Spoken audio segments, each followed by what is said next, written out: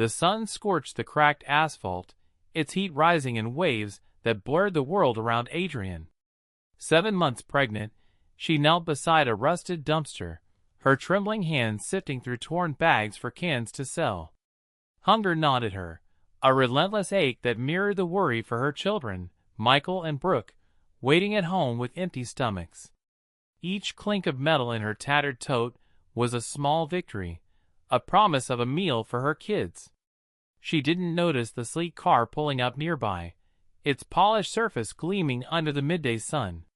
Inside, Robert and his young son, Gus, watched in silence, their comfortable world colliding with hers. In that fleeting moment, a spark of compassion ignited, a leap that would inspire a family's transformation and change their lives forever. Adrienne's fingers, sticky with grime, closed around a dented can, her bare feet burning against the pavement. Every movement was heavy, her body screaming from exhaustion, yet she pressed on. Her children's faces, Michael's quiet strength, Brooke's innocent hope, kept her going. She braced herself against a crumbling wall, struggling to stand, her swollen belly a constant reminder of the life she carried.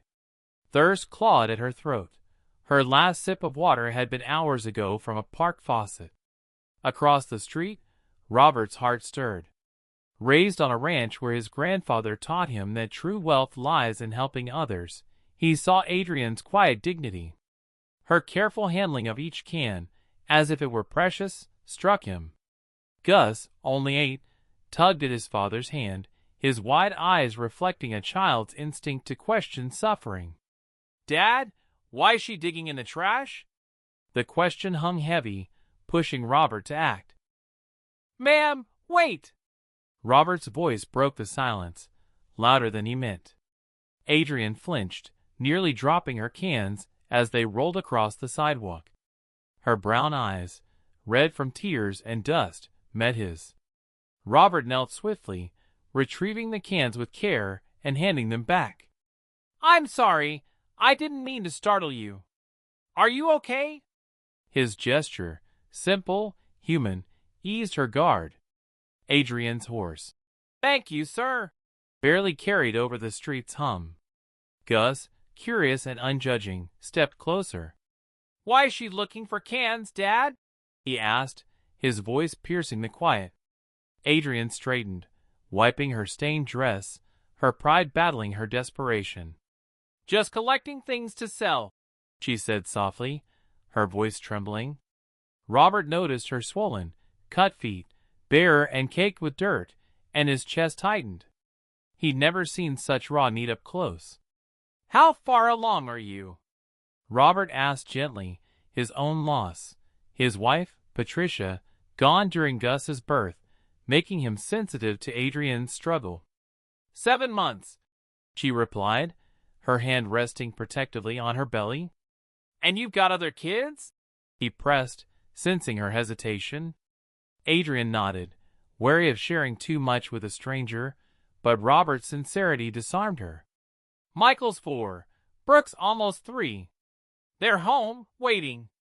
The image of 2 small children alone, hungry, hit Robert hard.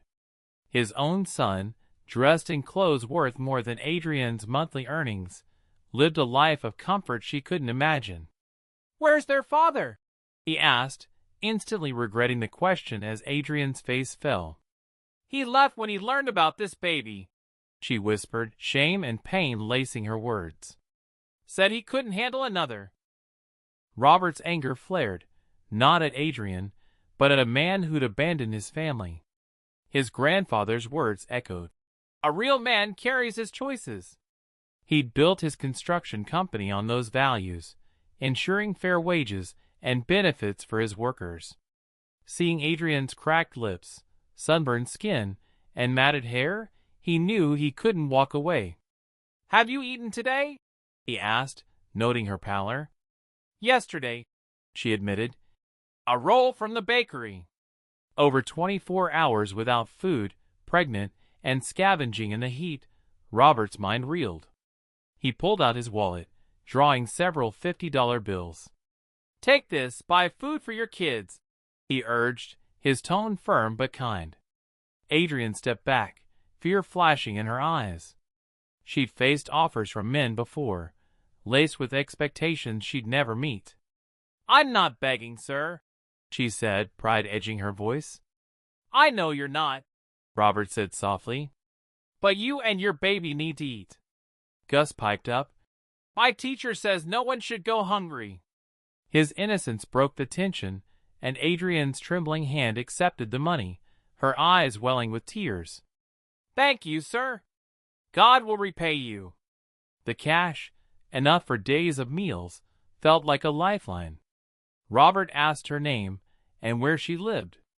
"Adrienne Miller, Lot 23, trailer park across the bridge," she answered, trying to tidy her worn dress.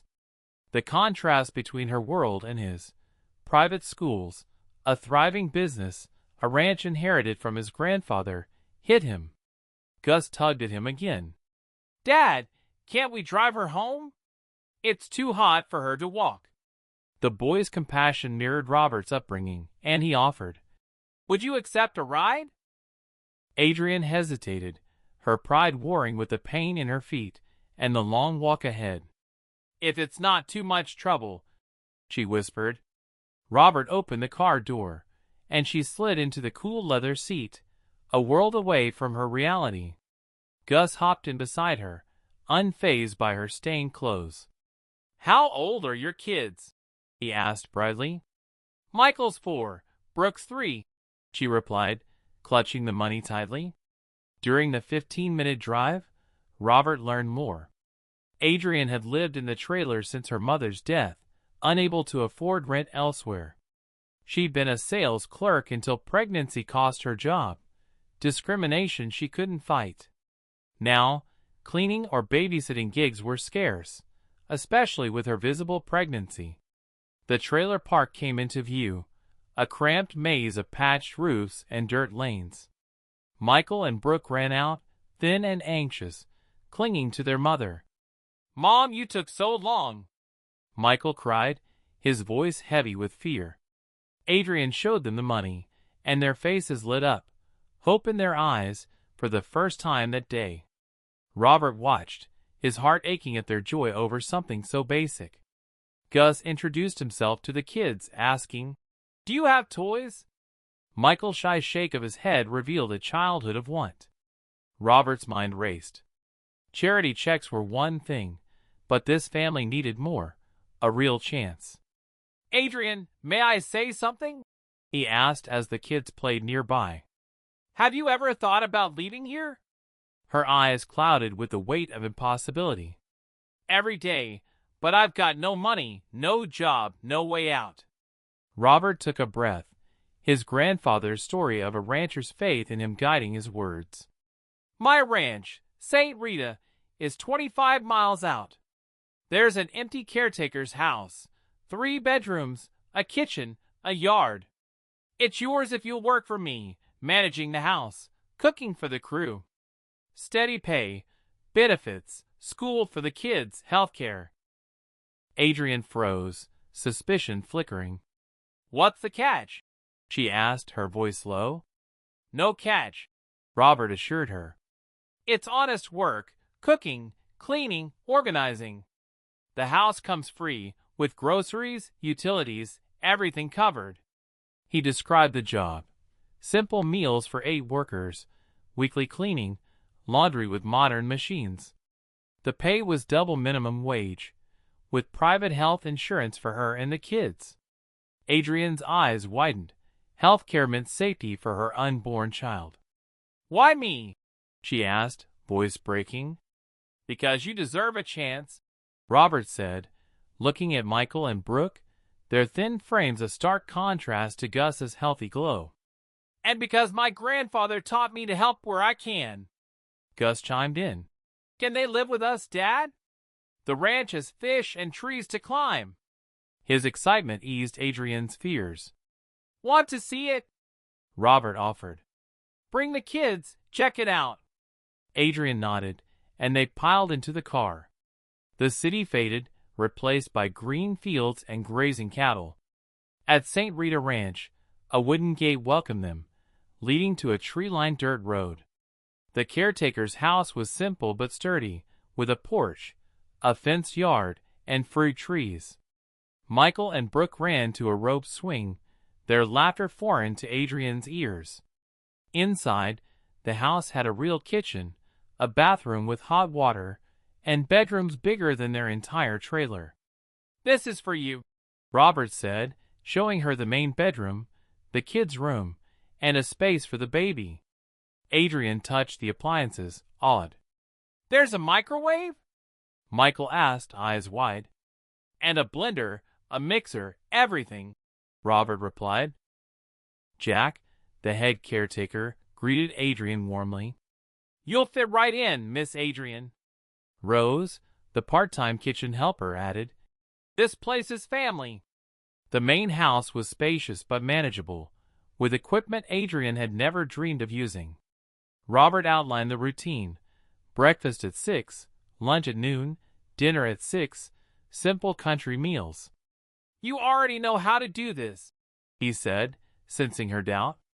"Miss Mary left notebooks with recipes and tips." Adrienne's fears eased. She could learn this. The promise of healthcare, a school bus for the kids, and a safe yard sealed her decision. "I'll do it," she said, her voice steady. "I'll work hard, Mr. Robert."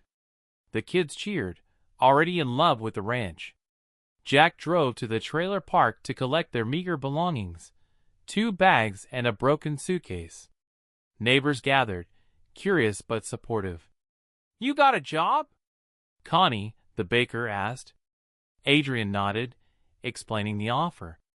Robert introduced himself, easing their concerns. "She'll be treated right," he promised.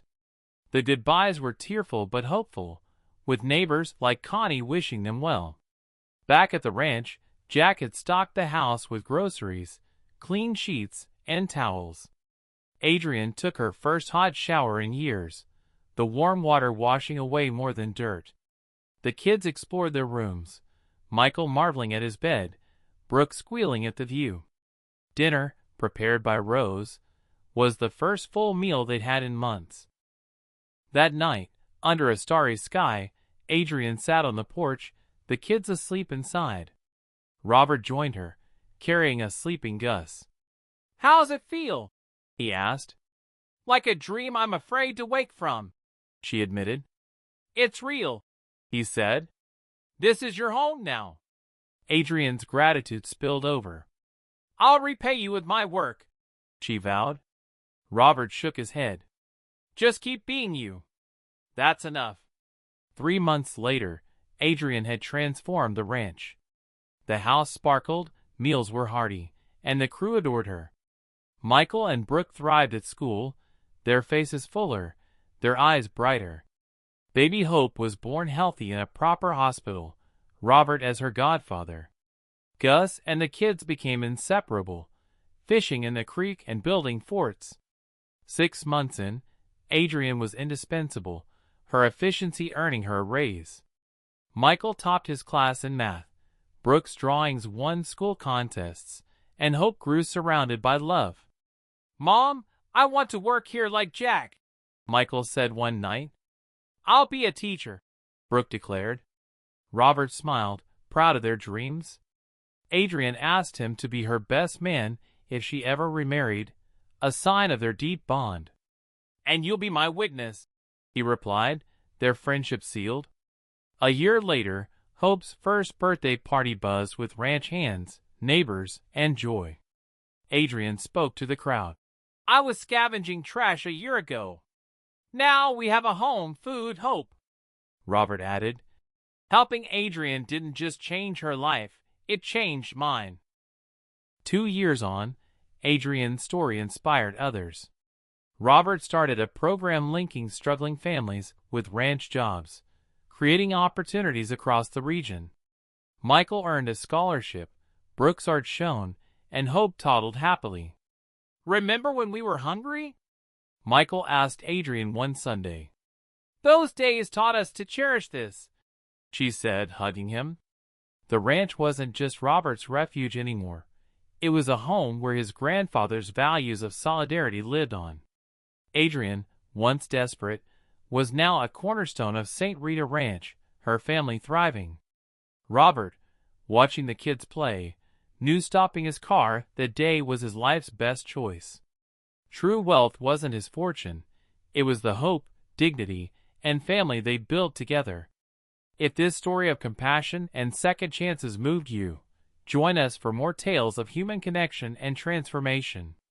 Subscribe to follow the journey of families finding hope where it seems lost, and let's inspire each other to make a difference, one leap at a time.